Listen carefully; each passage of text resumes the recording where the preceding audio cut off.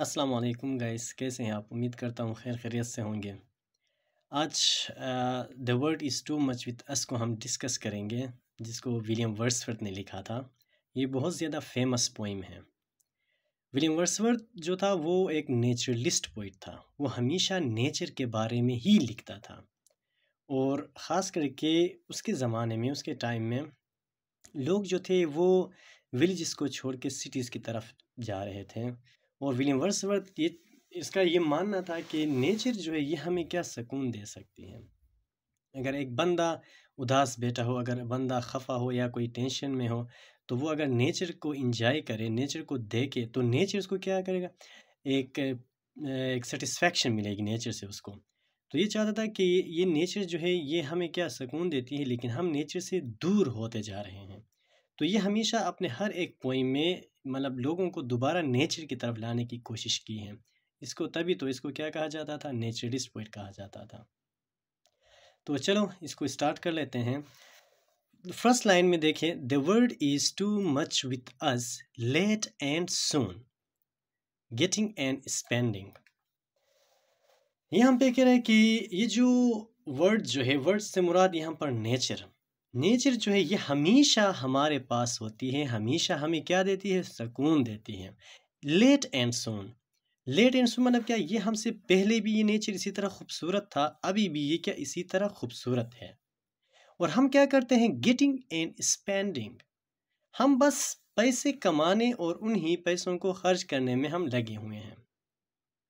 समझ आ रही है? गेटिंग से मुराद यहाँ पे क्या है, पैसे, पैसा पैसा कमाना, गेटिंग से मुराद, और स्पेंडिंग, और उन्हीं पैसों को हम क्या खर्च करना। तो कह रहे हैं कि हम विलेज को छोड़ के सिटीज़ की तरफ जा रहे हैं और वहाँ जाके हम क्या पैसे कमाते हैं और उन्हीं पैसों को हम क्या खर्च करने में हम लगे हुए हैं। हम नेचर की तरफ नहीं देखते हैं। और ये जो है क्या है, वी ले वेस्ट अवर पावर्स, और यहाँ पे हम क्या कर रहे हैं, अपनी ही जवानी को, पावर्स से मुराद हमें क्या है, जवानी, अपनी क़ुव्वत को हम क्या कर रहे हैं, ज़ाये कर रहे हैं। नेचर से हम दूर हो रहे हैं और क्या कर रहे हैं, पैसे कमा रहे हैं और उन्हीं पैसों को खर्च मतलब बहुत ज़्यादा बिजी रहते हैं हम। हमारे अपने लिए हमारे पास टाइम होता ही नहीं है। हम क्या करते हैं, बस पैसे कमाना, उनको मैनेज करना, ये करना वो करना, हम उनके ऊपर क्या है, उनके पीछे पड़े हुए हैं। Little we see in nature that is ours, हम क्या करते हैं, हम नेचर की तरफ, फितरत की तरफ हम क्या बहुत थोड़े से ध्यान देते हैं, जो कि हमारा अपना है, जो कि हमें सुकून दे सकते हैं। ये पैसा जो है ये हमें, इससे हमें सुकून नहीं मिलेगी। हाँ, पैसे ज़्यादा होगा लेकिन सुकून मतलब इनर सेटिस्फेक्शन हमें पैसे से नहीं मिल सकती, हम पैसे से हासिल नहीं कर सकते हैं। लेकिन हम क्या कहते हैं, उन्हीं पैसों के पीछे हम भागते हैं। हम नेचर की तरफ क्या, little we see nature that's ours, nature हमारा अपना है लेकिन हम उसके ऊपर क्या फोकस बिल्कुल भी नहीं देते, अगर देते भी है तो क्या बिल्कुल ना होने के बराबर। इसी तरह फिर दूसरी लाइन में क्या कहते हैं, we have given our hearts away sordid boon. Sordid boon का मतलब यहाँ पे क्या है, अगेन मनी है। ठीक है, हमने अपने दिलों को मनी, हमने अपने दिलों को क्या, पैसे के लिए हमने अपने दिलों को सब कुछ दे चुके हैं। भाई हमें क्या है, पैसा ही चाहिए, हमें पैसा ही कमाना है बस।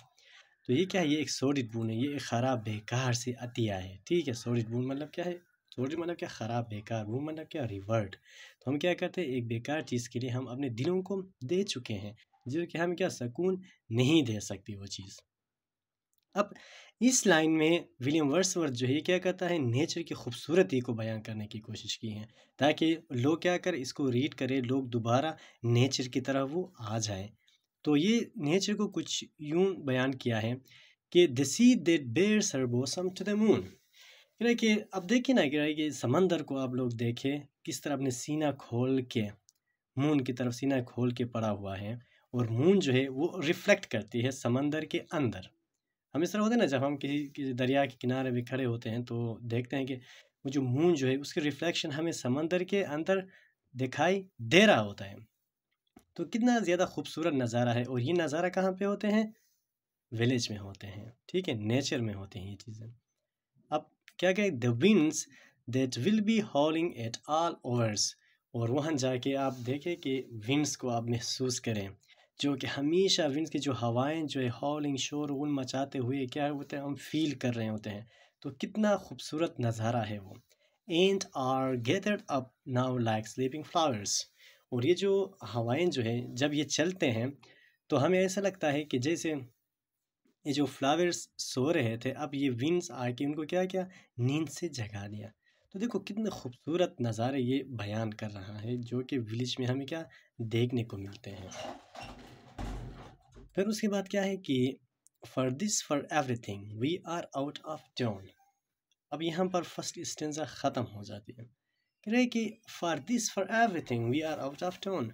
लेकिन बदकिस्मती से हमारे इर्द गिर्द इतने कुछ हो रहे हैं, हमारे इर्द गिर्द क्या इतना खूबसूरत नज़ारे हैं, इतनी खूबसूरत चीज़ें हैं जो कि हम महसूस कर सकते हैं, लेकिन हम क्या आउट ऑफ, हम उनसे बिल्कुल क्या हैं, बेखबर हैं। हम उनके ऊपर फोकस बिल्कुल भी नहीं कर रहे हैं कि हमारे इर्द गिर्द किस तरह के क्या नज़ारे हैं, किस तरह का सिस्टम किस तरह चल रहा है, नेचर किस तरह चल रहा है, हमसे क्या है बिल्कुल भी क्या है मुतासर नहीं है।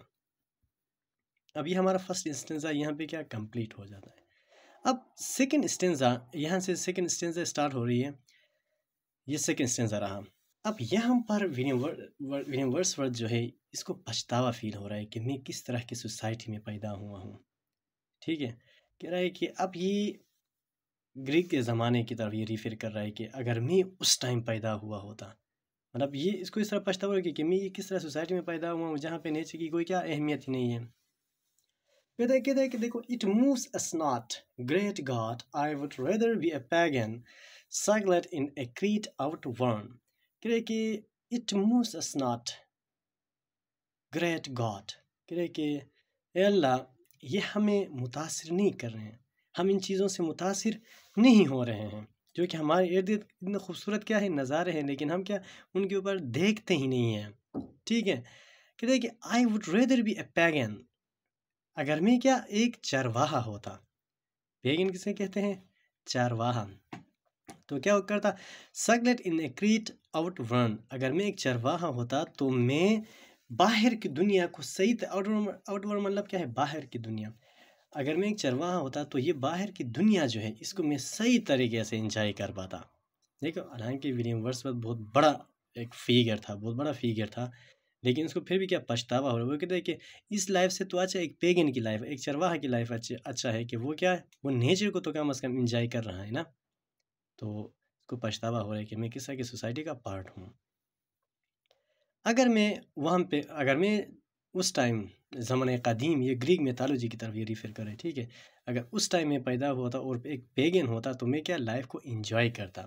किस तरह एंजॉय करता, so might I standing on this pleasantly, अगर मैं उस टाइम पैदा हुआ था और एक चरवाहा होता तो मैं ये जो खूबसूरत, ठीक है, खूबसूरत प्लेजेंटली, ली मतलब क्या, ग्रासी जगह जो बहुत ज़्यादा सरसब्ज़ जगह जो है, अगर मैं एक चरवाहा होता और वो खूबसूरत जगह, प्लेजेंट दिलकश जगह के ऊपर, ग्रेसी जगह के ऊपर मैं क्या खड़ा होता। चरवाहा इस तरह होता है ना, बकरियाँ चलाते वक्त वो कभी माउंटेन के ऊपर होता है, कभी इस तरह खूबसूरत नेचर के वो करीब रहता है हमेशा।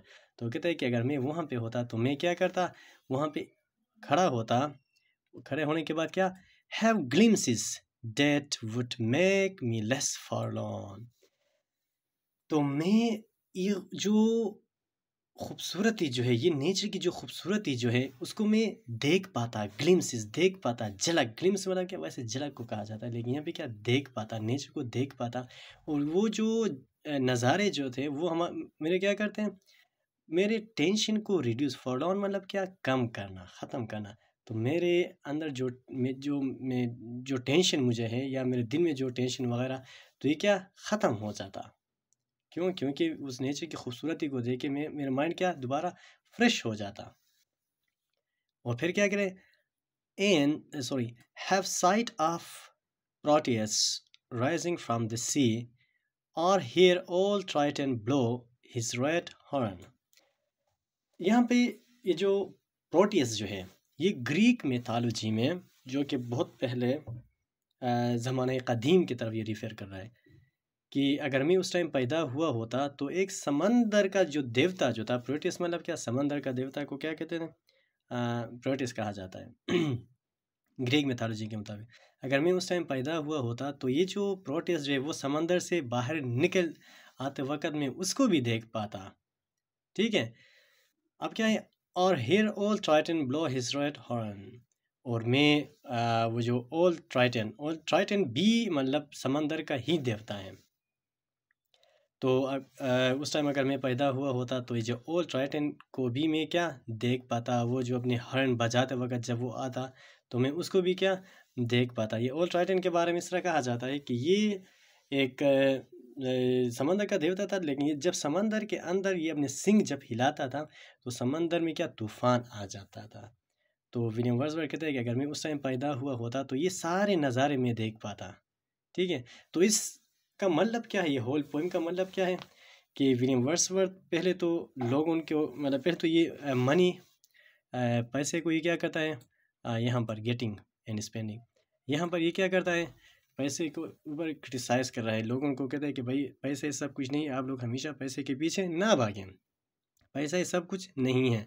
और ये हमें क्या करता है, ये हमारे पावर को या हमारी जवानी को, यूथफुल जवानी जो है इसको ये क्या करता है, पावरफुल जवानी को ये ख़त्म ज़ाये कर देता है। ठीक है, और यहाँ पर देखो यहाँ से लेके यहाँ तक मतलब ये मतलब नेचर की खूबसूरती को बयान करता है कि ये हमारे इर्द गिर्द में इस तरह होते हैं, इस तरह की हवाएं चल रहे होते हैं, समंदर का जो नज़ारा, मून का जो नज़ारा जो है और फ्लावर्स के जो नज़ारे जो हैं, इन सारों को ये हम पे क्या बयान करता है। और सेकंड स्टेंजा में इसको पछतावा होता है कि मैं किस तरह की सोसाइटी का हिस्सा बना हुआ हूँ जहाँ पे नेचर की कोई अहमियत ही नहीं है, लोग नेचर की तरफ देखते ही नहीं है। इससे अच्छा था कि मैं ज़माने क़दीम में पैदा हुआ होता और एक पैगन होता, एक चरवाहा होता, कम से कम मैं नेचर को तो एंजॉय करता, कम से कम इस तरह की सोसाइटी का पार्ट नहीं बनता जहाँ पे नेचर की कोई अहमियत नहीं है, जहाँ पे लोग सारे मटेरियलिस्ट बने हुए हैं, सारे लोग पैसे के पीछे ही भाग रहे हैं। तो इस तरह क्रिटिसाइज़ कर रहा है सोसाइटी को, ये कर रहा है क्रिटिसाइज़ कर रहा है। आई होप आप लोगों को ये समझ आया होगा। और बाकी next see you in the next video. Thank you so much.